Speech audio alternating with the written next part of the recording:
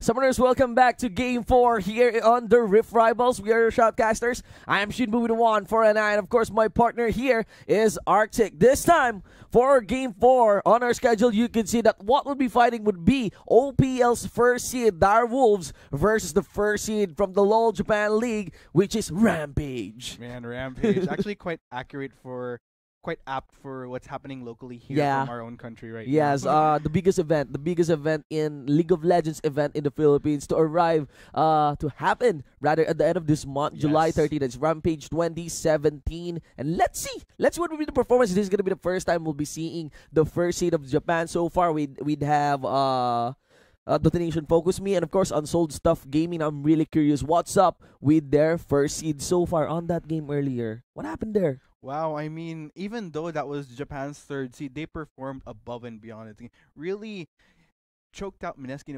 Mineski actually being very proactive in the early game. It's just that didn't really manifest as well as what happened for Unsold Stuff. And as a result, the goal lead just slowly got wider and wider and wider until such time that they just overwhelmed Mineski. It was very weird. They had a very nice dive in the bot lane. And what happened was after the pause, it's just they lose their pace. And from the top lane, it went downward from that. Anyway, ladies and gentlemen, once more, Direwolves versus Rampage. Another battle of the first seed here at Game 4, and we are on the drafting phase. Yes, there we go. So for the bans, it is going to be Varus and Tom Kench being banned out right off the bat from Rampage, and then the Elise and Cassidy in exchange, though. So I'm really looking forward to this game, to be honest, because if you're going to think about it, considering how beautifully the second and third seed for the LJL performed, what more now that we're going to watch the first seed? Yeah, that's one thing you would want to consider. There was a Varus earlier, right? Yes. There was a Varus earlier, so I'm really curious. Of course, you get a meta bans as well here. A Galio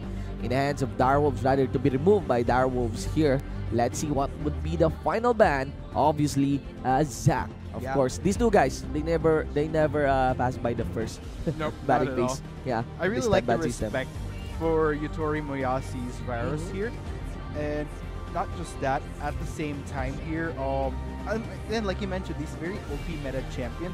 This is something that, regardless of the circumstances, you don't want to give to some of the best of respective regions. Yeah, you really don't want it. Of course, you don't want to reveal any of your early plans. So we're gonna be seeing a Brom here, okay, on Direwolves Cheapy's pick. Very, very curious, ladies and gents. Of course, we also got the Thresh. Two hot picks on the support position, really. But there's actually a popularity. There's this Blitzcrank. He's gaining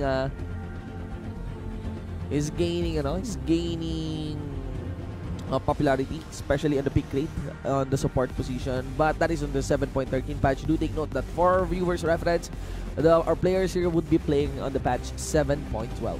Yes, there you go. So looks like it is going to be the lock-in first pick from for Direwolves right here, as well as the Thresh and the Kha'Zix. So very interesting starts right here. I really like how we're suddenly seeing the return of these more tanky champions when we've been through a meta wherein it's really all about these high damage mages here. Indeed. So very refreshing indeed to see the champions such as the Braum and the Thresh coming back into the scene right here. So we got an assassin here. If I'm not mistaken, is it 7.1 or 7.13, the buff on Kha'Zix? Can't quite recall personally. There's actually an adjustment on Kha'Zix. I'm not so sure if it was on 12 or on 13. But there's an adjustment base damage of his Q, but it scales, or it deals a lot of damage, especially if you are targeting isolated targets. So there's more damage on his Q on the way Kha'Zix is supposed to be played. Do take note, of course, that Rek'Sai has been leaned more on becoming like an assassin champion compared to the usual very, very tanky Rek'Sai in the late game. So we got a Caitlyn as well here on the Direwolves. Very, very safe ADC, but instead of a Kalista to answer the Caitlyn in the earlier fight by Gigabyte Marines, what we have here from Japan, it's going to be the Kog'Maw. What Very interesting. Yeah, I mean, Kog'Maw isn't something you normally see as much. Well, probably it's big in our region particularly. You don't normally see a Kog'Maw being picked into after seeing a Caitlyn being revealed right here. But then again, this is the first lead of Japan squad, so maybe they're definitely onto something here. Although, then again, the interesting thing about the Kog'Maw is that I'm expecting that maybe Rampage will be going for champions that could kind of help relieve any type of aggression that the Direwolf squad may do to get onto that Kog'Maw, because the Rek'Sai in itself, you know, very scary, very potent. That is You could true. easily go in on You can easily go into the Kog'Maw. All you need is to snipe someone with a Q. Okay, there's also an update on the Camille here. I'm not too sure if it's on 11 and it's 0.12, but there's the update on the precision protocol that it does more damage on that certain window where you are able to cast the second cast of precision protocol. I think that's on 1.5 seconds. So I'm not so sure if that should be enough to actually like influence her on going back into the meta. But one thing's for sure, observing the composition here of Rampage, it is a very aggressive composition, and they haven't even picked their mid lane yet. The interesting part here is that the Kog'Maw, you usually pick it up against the Braum because the Braum cannot use Unbreakable against the Kog'Maw. You know, the Living Artillery actually bypasses the protection that Braum can do in bleeding in the front line. But the squishiness here of the Kog'Maw, the early game of the Kog'Maw, that is what makes this so dangerous, especially again on the reworked Rek'Sai. Interestingly, we get a Jax here. Okay.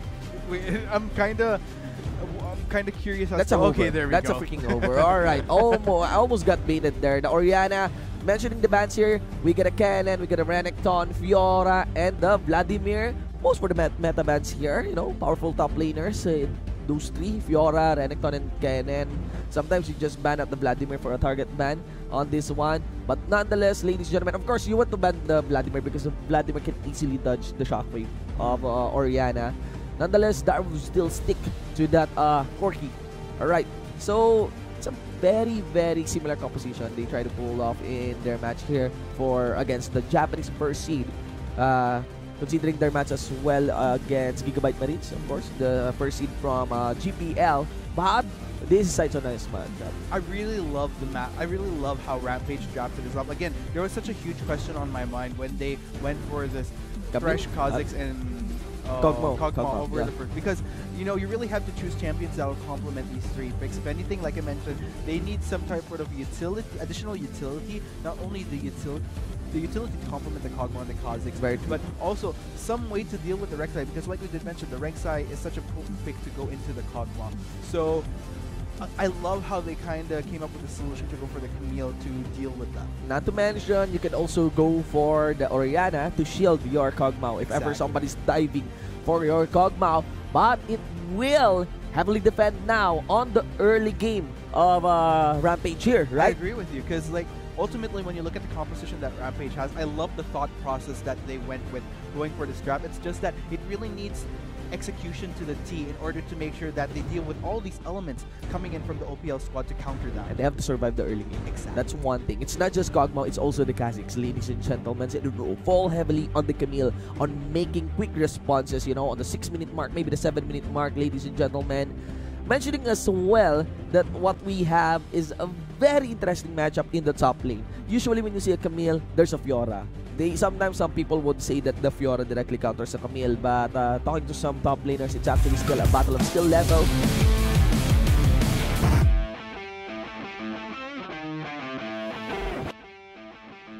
Nonetheless, what we have is a Jax in the top lane. Jax and Camille. This is the first time I'm going to be seeing this matchup. You know, very excited, but I really like the synergy at the same time. If you're going to look at it, this Braum, I feel like, is going to be very crucial for Destiny here, because across the board, there's so many ways that you could proc that passive for Braum here.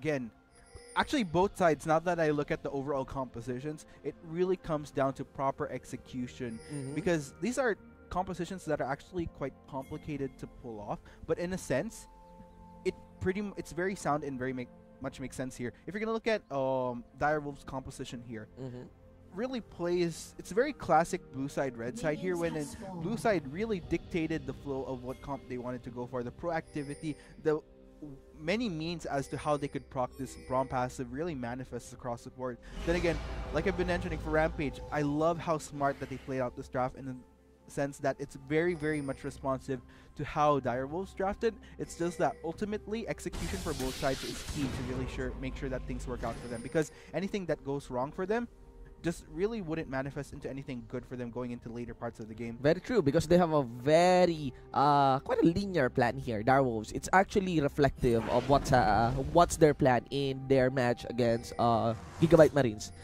Another split pushing top laner. You know, earlier Chippies was on Fiora. Now he got the Zac here, so it's very likely we'd be seeing Direwolves would be planning on making a 4-1 composition here. Yeah, that is very interesting. Look at that. So nothing is absorbed here by the counter attack. And right now, it's actually the greatest armsman in League of Legends, Jax, versus the deadliest foot. Let I say foot feet. You know, Camille. Let's see what will be the outcome. So, but nonetheless, as you mentioned, it would be bad if whatever they planned to do so in the late game did not turn out into their favor. Okay, Whoa. Very interesting matchup, seriously. But of course, in a Tirili account, when will the towel be thrown in the top lane? If ever who really goes ham, and it's actually a matter of calculation. Like whoever miscalculates between Jax and Fiora obviously will lose. Anyway, going back, if ever Chippies doesn't ramp up in the top lane, it would be bad once again for Direwolves. The thing about Jax, I've been seeing a lot of Fiora games. When you have a Fiora in your composition, all you need to worry is to actually not put Fiora behind. You don't need to have a Fiora like being in advance, right? Oh, okay. Or Rampage. Actually, yeah. Yes. So you don't need to put Fiora to be advanced here. But hold that thought, ladies and gentlemen. An exhaust here. There's another jump. Kha'Zix actually bypasses the Braum. I think Braum is too durable for this one. It's very likely he would survive. He's still hold. No. Yeah, he's still holding onto his flash. Alright, so, yep. The power of Braum. Too tanky, ladies and gents. Yeah, but luckily, you know, survives with a slither of health. I really like, right up till the last second, Rampage tried to take down, you know, right to the, like every single moment that they could get an auto attack on to try to take down Destiny, they did. So, you know, very good calculation there, although it didn't necessarily manifest into a kill. But then again, it's very telling as to how well Rampage is able to weigh things out. Yeah, and again, my comparison on Chippies, Fiora, and Jax. I kind of feel like Jax would need to have a lead to become a late game split pushing monster compared to a Fiora who just needs to get even. But let's see. Right now, this is a very, very complicated matchup, really. The one in the top lane. Meanwhile, in the bot lane, I would like to discuss Destiny. He got the damn catch earlier, right? Yes. Especially that fatal mistake on not activating the thick skin. Oh, yeah. Especially on the blue side. But this time, this is Braum. All you need to do is press Unbreakable. If you see a lot of champions collapsing onto your ADC or to your team, and you are all good. Especially, it's very easy to respond to someone, and you have a nice set as well. There we go. So looks like, then again, you know, still very much sound here. Again, this is the similar trends that we've been seeing here across the board when teams is kind of playing it very calculated, capitalizing on smaller victories when they can. But then again, it's these full-blown clashes that happen during the later parts, during the mid and late, that this really manifests into great things for either side. Of course, the side that actually wins those full-ons. Indeed. And very interesting. Actually, EV dodge the Counter-Strike. The interesting part about Counter-Strike is, yes, you get the crowd control, but if Chippies actually connected that Counter-Strike onto Evi, Evi has the minion advantage with this trade-up. Look at that. Oh, well, he will reflect the damage from the minion, but Evi would supposed to win this one. Let's see. One last hit and a flash. That could be it, but of course, there's flash as well on Chippies. So, right now, things are not looking pretty well for Chippies on this one. He's getting shoved on his own lane. Yeah, definitely. Even though it didn't necessarily manifest into kill, the pressure in itself for Chippies to go back is huge for Eevee at this point. And, you know, he really has to be careful. And look at this. I love the proactivity coming here from Fire, though, too, for the backup in case. And I'm really curious, what if Chippies went for the Doran shield? Just a feeling. That means he's really willing, no, to take the fight. Yeah, definitely. So let's see. His next items would determine, of course, what would be the outcome of this lane. And interestingly, he has a nice item. He got a cloth armor, he got a long sword compared to the boots here of Eva, but she also recalled she got a ruby crystal on this one. But I lean more that the Jax is quite equipped here. to trade with Eevee. Yeah, I agree. It's just that Chippies has to be a little bit more careful as to determine what his fight lines are. Because like you mentioned earlier, he was already taking minion aggro upon the extended trade with Eevee. And that actually manifested him and take more damage than he anticipated. So these are the small things that he really has to weigh in on when he wants to go for these trades. Because if he doesn't calculate that properly, then Eevee could easily capitalize on it. And especially on the early game. In the early game where nothing much happened, all you can really do and discuss is the small things. Exactly. And you know what's tricky here is that for the Camille, considering that there's a moment wherein she eventually absorbs physical damage because of her kit, but we have a fight though. And the Camille has the ult. Do take note that Jax has none. He's willing to trade up with the Kha'Zix. Puts in a ward, puts a flash into the Tri-Brush. There's a ward as well. One less Q. It's a matter of cooldown. It's a matter of time. This Jax is isolated. He gets swept.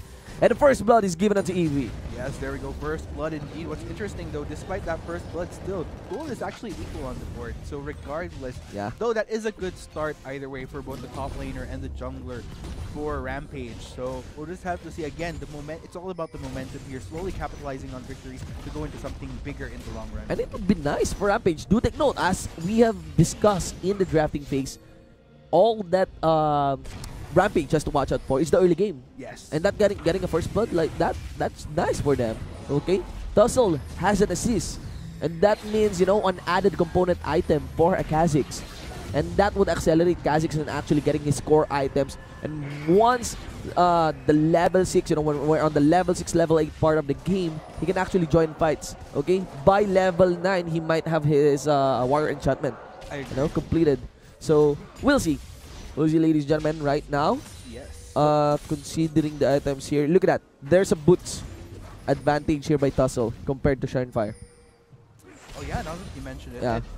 Oh, there we go though. Yeah, but the Shinefire is the one being proactive here. Would be forced to burn his flash because they want to really go all in on this one. Destiny was put in third range, but of course that should be mitigated by the Unbreakable. And look at King. He is allowed to take all blast hits. Do take note that he also has an ace in the hole. They have to watch out for this one. Had it been that Destiny has a Glacial Fissure, Glacial Fissure ultimate on this one, might have been a kill against Yotori Moyashi. And what's actually interesting here is that if you're going to think about it, sure, it didn't really result to Direwolves getting a kill, but the fact that they got 2 flashes down from both Yotori Moyashi and Dara, that's actually pretty big. And this will result to getting a turret for Direwolves. And that would also put Direwolves in a position to take an Infernal Drake. All they need is to have a jungler in the bot lane. And yes, they will not rotate for the Infernal Drake. They just recall.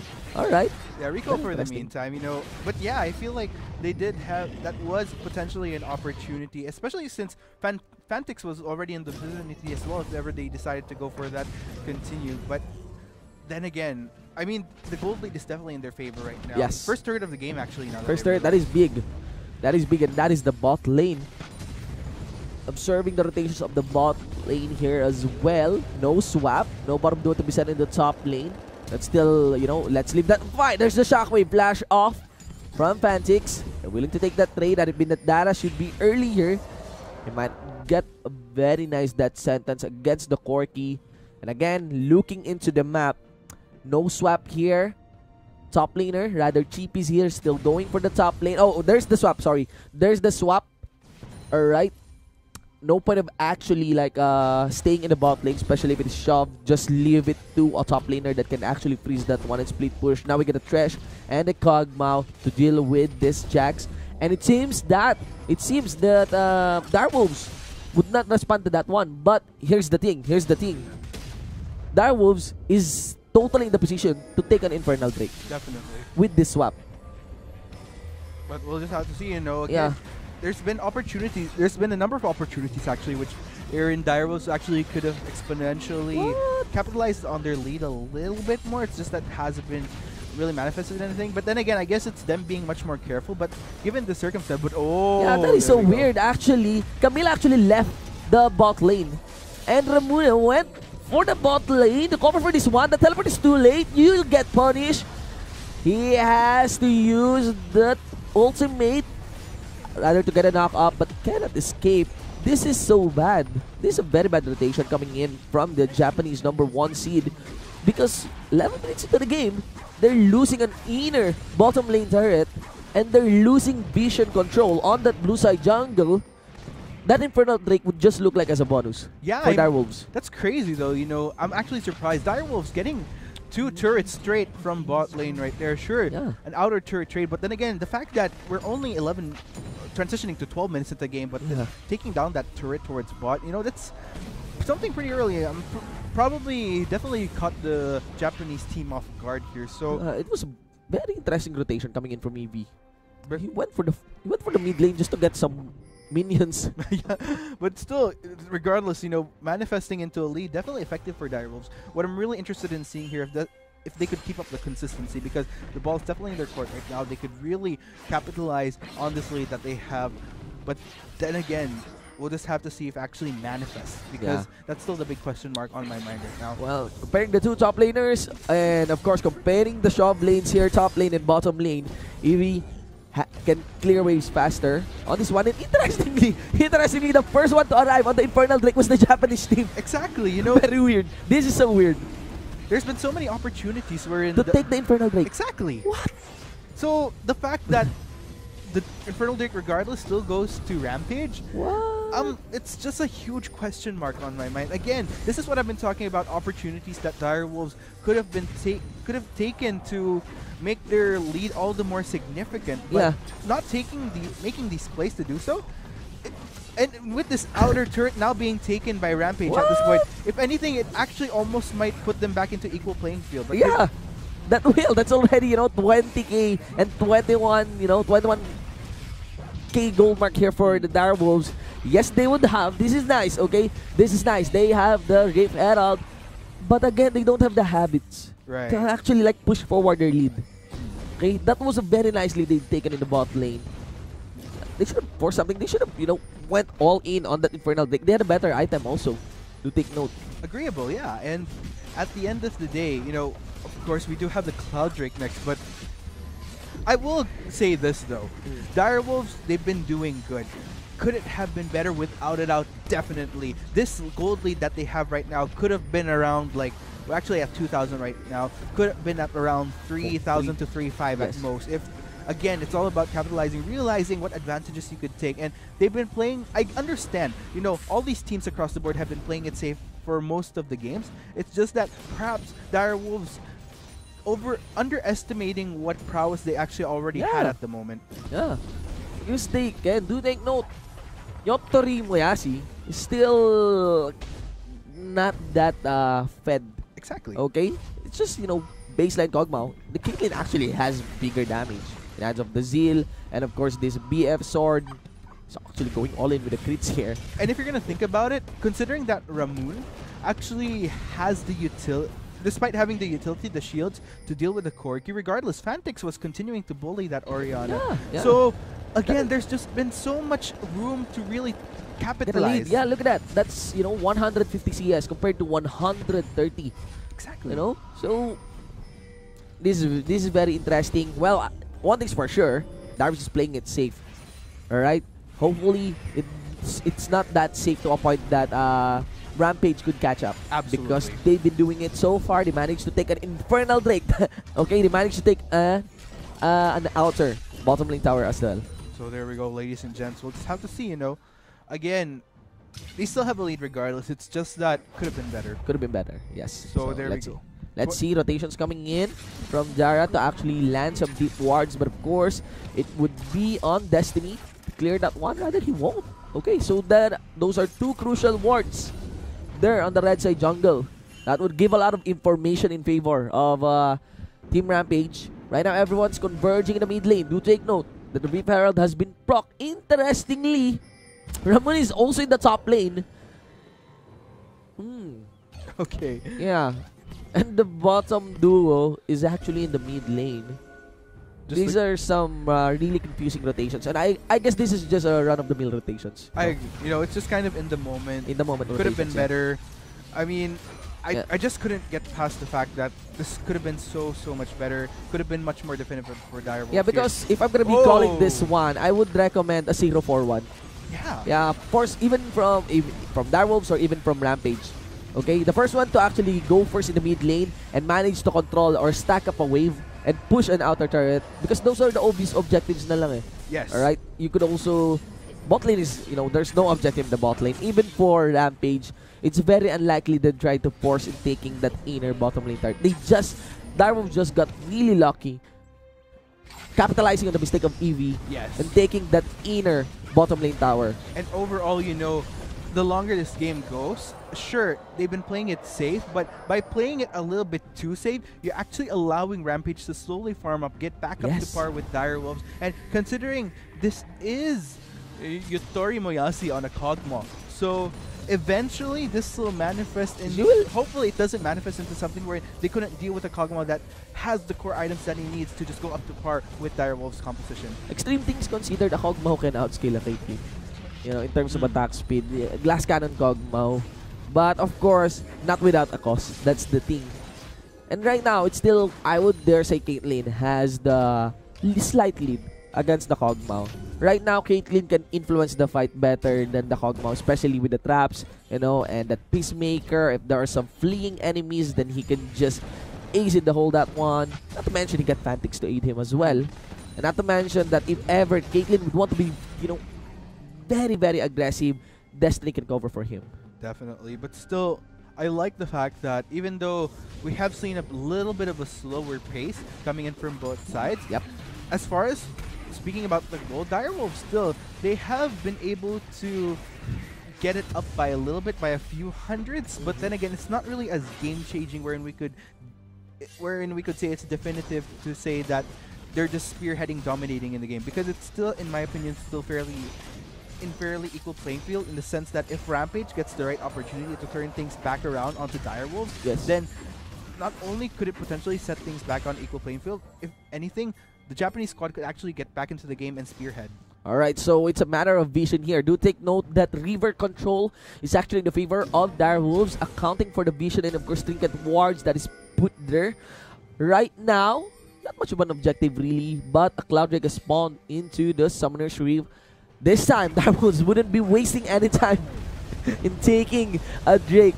Had it been they had this sense of urgency earlier, they would have secured an Infernal Drake. The next one is supposed to be an Infernal Drake. They have to keep proper tabs on that one. So it's another standstill, ladies and gentlemen, as the only available objective would be... Oh no, the mid lane. Outer turret has been taken. Yes. So this might be hard for Direwolves. They would want to enter a lane if they really want to... force this. My guess is this game might drag on. It might, because it might drag on. Again, it has reached a slower pace actually. So again, the proactivity that Direwolves had in the earlier phase, but or maybe not. Yeah, there's the tag. Of course, there are the concussive blows, passive as well. That's 4 members to be sent against GB. That's the thing. That's the only available objective for Direwolves. Pick up the split pushing champion. Nonetheless, let's see. Can Rampage destroy the mid lane? They have to answer this one. The one who's split pushing on Rampage is Ramon. Oh my god. Yes, that is very interesting. Trying to get a little bit of farm as well, because that utility would actually be very key later on and allow Eevee, Tuskful, and Yutori Moyasi to just have that extra protection when dishing out the optimal damage that they can going into clashes. So definitely understandable, because like you have champion Fantix here, definitely up as far as the CS and the control earlier during that early game against the Orianna.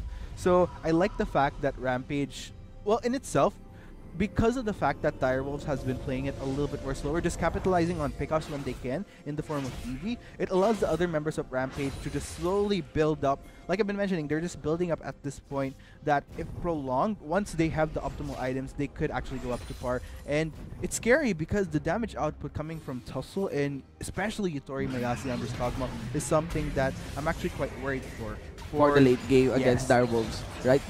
And the thing here is that had it been that Orianna's in the mid lane, they could have answered that pick off on Eevee, the Camille, in the top lane when he was, gangbang by 4v1. So they could have taken that mid lane.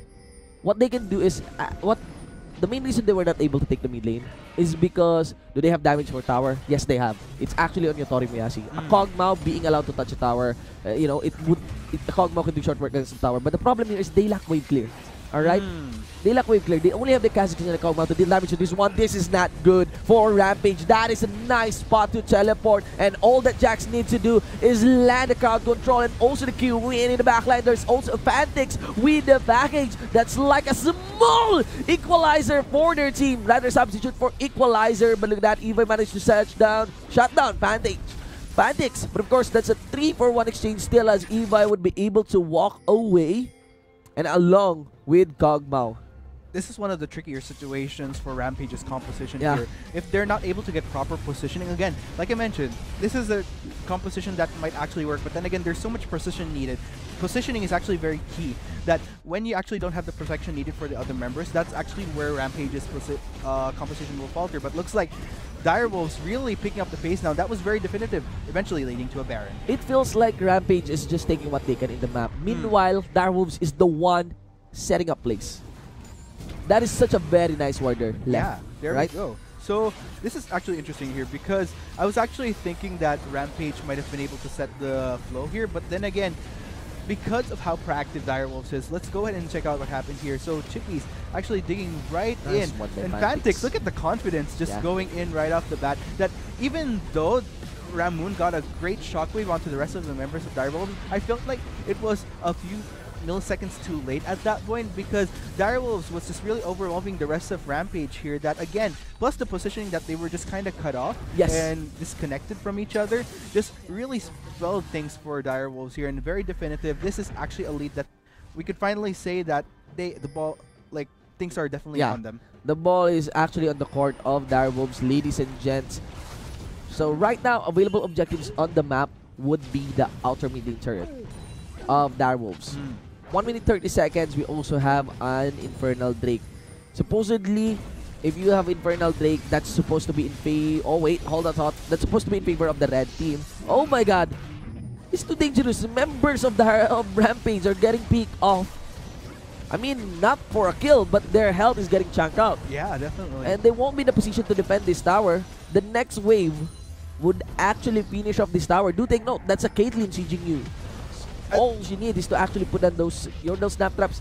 It's very hard to answer for Rampage. With all said and done, looking at the two compositions that we have for both teams, if anything, it's actually Direwolves that's playing much more better to their win conditions and their strengths at the same time. The fact that Fantix and King, we have seen, like you've been mentioning, the huge chunks of Rampage's health bars being chunked down, mostly because of the poke potential coming for both Fantix and King respectively. Not to mention the pickups as well done there by Cheapies on the blue side jungle against Eevee, if I'm not mistaken. There is, of course, the Hextech ultimatum onto Fantix, but he was forced to jump out. This is not again good. I love for Rampage. Yeah, I mean, I love the fact how Direwolves is being much more responsive than we've seen them during their Gigabyte Marines game. So this is quite refreshing. Again, I have like the somewhat lower expectations that I've had from Direwolves as a result of their first game earlier on during the day. You know, I gotta say, I gotta take my expectations back a higher notch, because they're definitely performing. Again, I've had again in exchange as well, because the second and third seed for the Japanese team were performing above and beyond during the previous games. I was actually having high expectations of anything for the first seed. Yeah, for Rampage here, but looks like Direwolves really performing that they're not a team that you want to discount just yet, despite what happened during the Gigabyte Marines game. And it's a very easy Infernal Drake there by the Direwolves. And it's supposed to be, I mean, in theory, especially if the pit is facing the red side team, it's supposed to be the red side team that has an advantage in taking Drakes, but not for this case, because right now the advantage here is stretched to a 7k gold lead on top of a 4k tower lead, and yeah, 1 Cloud Drake. Yeah, the gold lead suddenly. It's been at such a stagnant 2,000 to 3,000 margin, but just after that explosive fight and that Baron to boot. Yeah. Just really look at Chippies though. He's chipping through the health of Eva here. No answer coming in from the Camille. This is too dangerous. I cannot help but think that nobody, even Eevee, can 1v1 Chippies here. Even Tussle. Plus the fact that we're actually looking at Camille. Both top laners actually have Ninja Tabi. It's just that technically the Ninja Tabi is supposed to help the Camille more, because Jax definitely dishes out a lot more auto attacks here compared to Camille. But regardless, just got shredded down. That Rampage definitely in a very awkward position, almost leaning towards the 9,000 to 10,000 gold. And what would be the answer here? What would be the answer here by Rampage? They always love to group up, and they're having difficulties on rotating the map. More so on how can they rotate on the pressure that is being forced here by Direwolves in their base. Look at that. GPs would make short work of this tower. Eevee has to put in the Hextech ultimatum. There's gonna be that counter strike to trade up. Let's see if Eevee will go down. Whoa. He is still well. That's still a 1-for-1. But at what cost? Do take note that the bottom lane inhibitor turret is getting chunked in by the Direwolves here. They will manage to destroy that one. No death sentence. That is on cooldown. But the members of the Direwolves will back out. Or maybe go for the mid lane. Potentially. But yeah, good distraction there from Chippies regardless. Even though it does result into a death, still a top for a top laner, not bad. Plus an inhibitor turret to boot was really, really good. So at this point, one of the problems that I have with Rampage's draft here, I do believe that this is a, logically speaking, there's some pretty good thought process here as opposed to countering what Direwolves drafting. It's just that looking at things, putting all the pieces together, it's just so hard to execute that not only do you need a certain lead, but going into these clashes in order to make sure that you get proper protection for Yutori Moyasi and to allow Tussle and Eevee to deal the maximum damage that they can at the same time, you really need to have more than ideal conditions going into the clash. So there's just so many complications with this drafting that they've had here. Is it a good logical draft against what Direwolves drafted? Sure, I'd agree. Yeah. But if you're going to look at it from the perspective as to how well you can execute it, how perfect it is, the difficulty, the ladder of difficulty you need to make it successful, it's actually pretty quite high. And one thing's for sure, there are challenges in using the Camille here for this composition. That I would be forced to flash out, but of course, nonetheless, Cheapies would just trade his own flash to chase that one. A kill is a kill, and it's always good in the Jax. The thing here is, if there's one miraculous win condition here for Rampage, it's actually a hook shot from the Camille into the back line, targeting Fantix and King with a ball on her. Exactly. The shockwave. That's actually the ideal scenario. It's just that in order to do so, you have to deal with other elements such as Chippies and Fire, which is why, like I mentioned, in order for the clashes for Rampage to work, they need more than ideal situations wherein technically they have to capitalize on Direwolves themselves making mistakes as far as their positioning. But so far from what we've been seeing, it's not really been happening, and Rampage really paying the price for doing so. Here we go, Hextech ultimatum. Let's consider this too. Look at the damage coming in from Fantix, but at the end of the day, it was so close. It was so close. Supposedly, it should be a clean assassination from Eevee, but it almost went 1-1. I gotta commend Fantix though, the way he juggled that up against Eevee. Regardless, you know, range versus a melee, technically, you really shouldn't be taking that much damage from a core. I mean, the fact that Fantix almost landed almost all the skills in that fight, you know, it's very impressive regardless. And still, small victory for Rampage, whether or not it allows them to get back into this game, they still have a long way to climb. If anything, if they're lucky enough to prolong this game, to actually get the itemization, to get back on equal ground with Direwolves, because so far, it's very tricky for them. Very, very tricky. For a past Camille, that kind of assassination should be a piece of cake. But right now, it's really, really hard. Actually, what I think finishes that kill was the update on Camille on the precision protocol, the Q, added damage on the Q. And yeah, no escape. Such a bad position there by Fire. And nice death sentence as well from Dara. Another win condition here for Rampage is for Yutori Miyasi and getting another core item. For some nice legendary team fight, you get a kill. This Kog'Maw would get a kill streak and get another core item. I think that should be enough to make this Kog'Maw a threat. Like maybe build invest a few members in making this Juggernaut Kog'Maw. Nonetheless, look at that. Cheapies here. Just ignoring everyone, and this might even turn out as a I mean, there's no Kog'Maw there. I believe he can take on the Kazakhs. Yeah, I mean, that's actually true. And there we go. So this might actually be the prompt for Baron. I'm actually quite surprised because Chippies was already doing... This is one of those things that good versus great, that what Chippies did was good. It could have been better if... Oh, there we go. Through and Sharkwave to the death sentence gets catch here by Destiny, but of course all of it will be resetted by that redemption, and a Baron would go into the Direwolves as well. Really good for Direwolves, but yeah, as I was saying, the point I was trying to make here is that the few seconds that Chippies was already distracting RPG was actually could have already been a go signal for Direwolves to start Baron. So, but still, luckily they did secure Baron. But then again, it's all about those scenarios wherein you could have performed so much more better. Oh yeah, and yes, I recalled also of the update on Jax. I think his Empower E has an extended range. On the buff. So that's actually a pretty nice buff, especially when you're like trying to chase down someone. So, you know, one of these two, Camille and Jax, receiving slight buffs. For the most part, it's paying off on the Jax. And the range from a logical standpoint for Jax on this champ, you know, if you look at his weapon, he does have that. Lamp post. Yeah, but it does grant him that opportunity to catch, you know, exactly. or have an extended melee range, right? Ironically.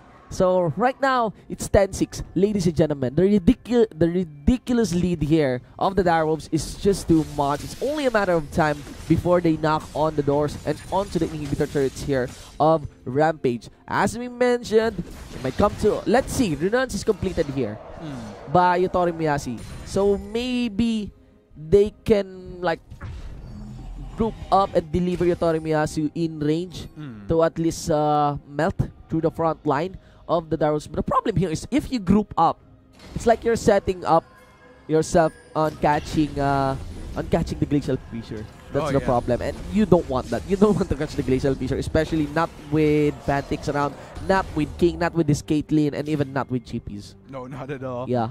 But yeah, I mean, again, Direwolves really in a great position right now. There's just so many things that went wrong for Rampage. And look at that. Eevees are actually gonna take the bait.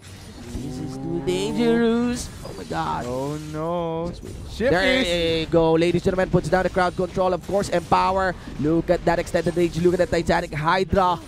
And yes, that is Death in the Brushes, ladies and gents. Brought to you by Chippies. So there we go. But yeah, I mean, really great job for Chippies right there. Really good bait on to Eevee. And then again, this will just make things all the more definitive. Chippies providing a great distraction now for the bot lane duo of Rampage. And of course, that distraction would translate onto an inhibitor. These are the small plays, the small things that could lead you in winning League of Legends. As I recall, oh wait, hold that thought. That's the flash in. That's the signal to go all in. Can they make the kill? Yes, there's the death sentence. It needs a shutdown. I wonder how much bounty was given to this Kog'Maw, and will that matter now that the members of the Direwolves are looking to taking their second inhibitor in this game. Look at that. Look at King. He's actually getting the free hits. He also has a 1 for an eye on this one. Puts a crit onto the Orianna. Now melting through Dara on this one. That sentence gets dodged here. Yutori Miyashi, ADC per ADC. Rather, he's walking away. King might be in range. Does King know that this Dara has no flash? I wonder, because he's actually trying to be the distance that he doesn't get played. But look at that, there's going to be the flank, but he still has flash to go on, and he still has the guy to go on. There's also the Braum. Look at that, look at that Caitlyn. He managed to survive with a double kill, and with 4 members, rather an ace in the base. It's going to be the Wolves eating through the base of Team Rampage, the #1 seed of Japan, getting owned by the #1 seed of the Oceanic region, Direwolves. Man, congratulations. There you have it, ladies and gentlemen. Securing their first win for the region. Congratulations again to the Direwolves. Oh my god. Whew. It's basically Rampage not meeting their win conditions there. No. And also, I believe it's because Direwolves has the more active rotation. Oh yeah. On the early part of the mid game. You know, it seems like after their outer turrets, outer top and outer bottom lane turrets has been destroyed, it seems like they don't know where to go. It seems like they just got lucky taking that Infernal Drake. And it was a total disaster. I feel like Rampage just to work on their rotations. Oh yeah. Look at the mistake by Eevee there, right? Losing that inner bottom lane turret just because of, you know, rotating for the mid lane to take that farm. Something like that, ladies and gentlemen. Nonetheless, of course, you'd have to give for Chippies. There's a good reason why she was the Fiora earlier and why his team has a lot of faith in him and becoming that monster split pusher. Yeah, that was absolutely crazy. I gotta hand it to them. I was almost underestimating them in this game because of their performance earlier, but then again, they definitely proved me wrong. If anything, it kind of tilted. So basically expect the unexpected for the Rift rivals here. But I mean, wow, because what I really like about that game is that Rampage, you know, they really fell behind a bit they didn't really. I guess it was just really more of Direwolves being so much more Yes. proactive to deny Yes. Rampage any equal ground with them. Yes, of course. It's you'd have to give it for Direwolves as well. They always put pressure, not just on their champions alone, not just whenever they get on the lane, but of course the way they rotate on the map. Ladies and gentlemen, that's gonna be the conclusion for this fourth game. We still have games for this Rift Rivals episode, and we have been your shoutcasters. I am Shinbu with a 1 for an eye, and my partner here is Arctic once again. LJL and of course OPL and GPL Rift Rivals. We'll be right back.